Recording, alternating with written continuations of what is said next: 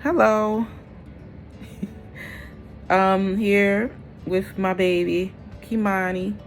Um, uh, and just want to give shouts out to all the doll makers out there. The generations and generations of doll makers. Um, of course, this is an age-old art, making dolls, and then and shouts out to all of the reborn artists who paint the dolls that the doll makers make, that they create and they mold and they pour and they sculpt. Shout out to all those who make those dolls come alive, by adding hair and weighting and rooting, and painting hair and painting features and texture into those dolls and making them come alive. And so, like, this is, like I said, a new journey for me because I bought a doll. I intended on I just wanted to buy one. When I started finding out about them while I was on YouTube doing my searching on different things, like, I had no idea that reborn dolls existed. Or I knew dolls existed, but not reborn dolls. And I've always collected dolls. I mean, as a child, I've always collected dolls. I started, of course, I collected not baby dolls, but I collected Barbie dolls, and I was a very serious Barbie doll collector. And I didn't like people just like playing with my dolls. I didn't like people playing with my dolls, and unless they were a serious Barbie doll collector. Like, I didn't like kids playing with my dolls. Like, I was serious, and so, like, I would play with other kids that had collected Barbie dolls. I didn't want no babies slobbering all over my Barbie dolls. I remember one time my dog chewed it up, man. I was heated. I chewed my doll up. So anyway, I've always collected dolls. So when I in my older age now, because I was like 10, 11, 12, 13, I collected Barbies up until I was 13, I think, and I finally gave them away. Actually, I think my mother gave them away. Anyway, so man, yeah, I had the car, the kitchen, the bathroom set, and it was awesome back then. Anyway, I went back. So yeah, I mean, I love children. Not to the point where I think I would want to be a daycare provider or a teacher. But I've always I was always watching somebody's children.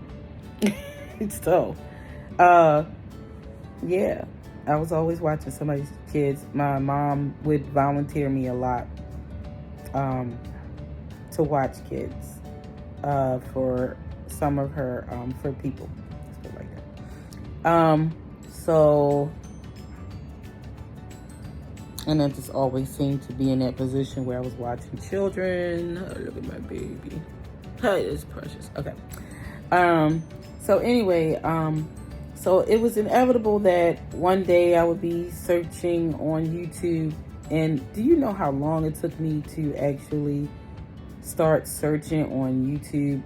Do you know how long it took me to actually have a Facebook page? Like, I didn't start a Facebook page till like 2010. So I was in the dark ages. And but anyway, about 7 months ago, maybe 6 months ago, I was just on YouTube, just looking at videos and blah, blah, blah. And then something popped up. I watched it. It was about reborn dolls. And I was like, oh, you know. So I was just so amazed at, and these people were like taking their dolls shopping, and so I was like, wow. So what wowed me was the art of it all and how they made them look so real. So that was my journey into to just kind of researching, finding out more about them. So I am new to I am definitely new to this art. Most of the people that I've seen, they've on YouTube for like 3 and 4 plus years. The ones that there are some that I got some knowledge of the procedures from their channels, and they don't actually make any more videos on that channel. So maybe they just changed to a different channel. They just kind of retired from being on YouTube. I don't know. It just seems as though that that doll making, every generation, you know, they come out with something new or whatever. Doll making has been around for years. That is obvious. And shout out to the doll makers. You know, Claire Taylor. There's a new lady named Anne Huang. Carolyn Doughty. These are the only ones that and then I believe Julie Christie. I don't even think she's making dolls. I have no idea. She might be. But she was the first one that I came across that where her dolls seem to be fairly inexpensive. I think she actually molded a doll, but listen, this is expensive. This stuff is and I get it. Like, I get if you make a sculpt, you would want to reproduce it. So but shouts out to everybody who contributes to you know, purchasing the kits from the doll makers and making these babies come alive. Shouts out to Bonnie Brown. I hope she continues to make dolls. In light of where we get where I get my supplies from is basically McPherson Arts and Bountiful Baby. I mean, I encourage anybody who wants to have a doll to get a very inexpensive kit and learn how.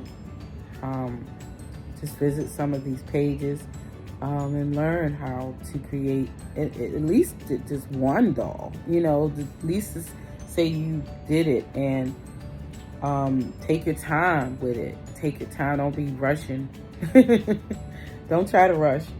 But take your time and create one. Learn to create one. Not like, for me, I'm not trying to sell reborns not at this moment. Maybe after I've been doing this for like maybe 2 or 3 years. If you know, if I feel I'm just gonna be building my nursery, I may stop after a while. Who knows? I don't think, if I continue to make dolls, I'm obviously going to start selling them. But at this moment, I have 4 dolls. One, we already talked about the first one in my previous videos. You can go back and check that out. My first one that I got 7 months ago was a complete doll, and it wasn't supposed to be a kit, but it was supposed to be a complete reborn doll. I ended up painting. But anyway, so then I started painting my own kits, and I have 4 that I completed, and somebody's trying to call me. And I have 2 that I'm still working on right now, because Let me put my baby down. Up. Put her. Oh,